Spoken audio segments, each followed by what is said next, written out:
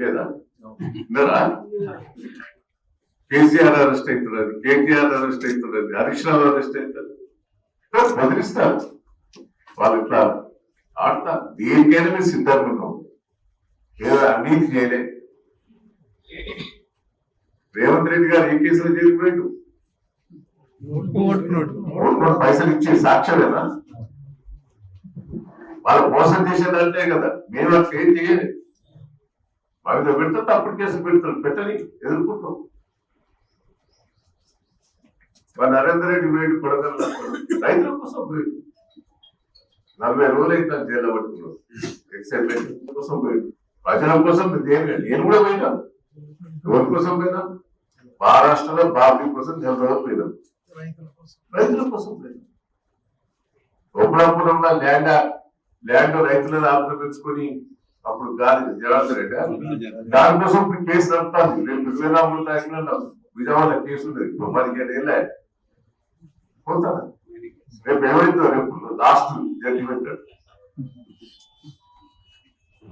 తెలంగాణ కోసం కూడా జైలు మీద, తెలంగాణ కోసం తల్లు తిన్న రైతులను ఘోరంగా హింసించి టార్చర్ చేసి అరెస్ట్ చేసి జైల్లో పెట్టారు. వాళ్ళు ఏమన్నా మర్డర్ చేసిందా?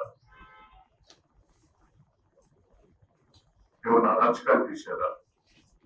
మా భూములు మాకు కావాలి కదా.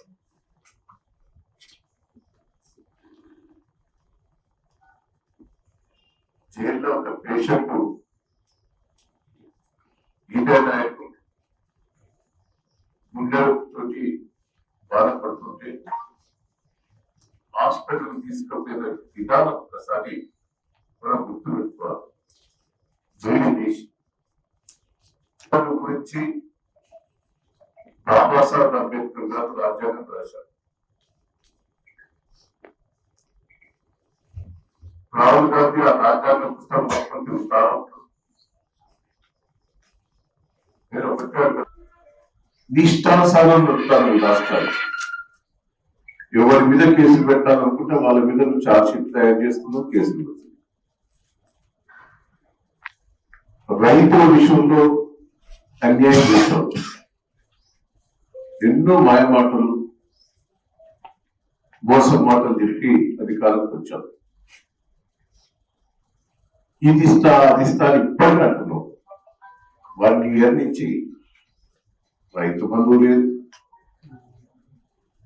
రైతులకు సరైన కరెంట్ లేదు, కాళేశ్వరంలో పెట్టి నీళ్ళాడినాం. అక్కడ దేవాళ్ళ నీళ్ళు కూడా అవుతుంది. వరంగల్ జిల్లాలో నాశనం చేశాడు. ఏంది హాస్టల్ పిల్లలు 100 మంది చనిపోయారు. నీ అసమర్థత కాదా? తిండి లేకదా, కల్తీ తిండి పెట్టి ఘోరం కాదా? పాపం ఎవరి మీద కేసు పెట్టాలని. మరిన్ని వీడియోస్ కోసం ఛానల్ ని సబ్స్క్రైబ్ చేయండి. లేటెస్ట్ అప్డేట్స్ కోసం వాట్సాప్ ఛానల్ ని ఫాలో అవ్వండి. ఆ లింక్ డిస్క్రిప్షన్ లో ఉంది.